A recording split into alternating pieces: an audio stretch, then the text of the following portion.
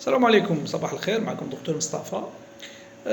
حبيت نبارطاجي معكم واحد المعلومة مهمة فيما يخص لي كالكول غينو، يعني الحجر في الكلاوي. حنا رانا مقبلين ان شاء الله على لا بيريود تاع الصيف.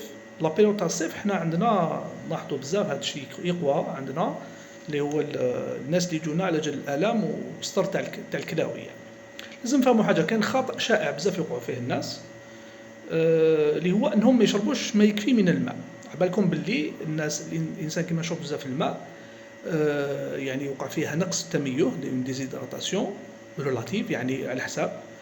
وهذا النقص في المياه يسبب في لا كونسونطراسيون تاع الاملاح اللي هم رايحين هما يكونوا اللي رايحين يديروا لنا الحجر، يعني في الكلاوي راح يديروا لنا الرمل ولا الحجر نقولوا حنايا باش الناس تفهم. في الكلاوي قد ما تكون الناس ما يشربش الماء، خاصة في الوقت تاع السخانة. الوقت تاع السخانة لأنه أصلا حنا يكون فيها تعرق، يعني يكون الجسم ناقص ماء، فالكلوة كما يقولوا تستحفظ على الماء، وبالتالي فيكون واش يطرح يعني في المجاري البولية حاشاكم راح يكون أكثر وأكثر كونسونطري اون يورين.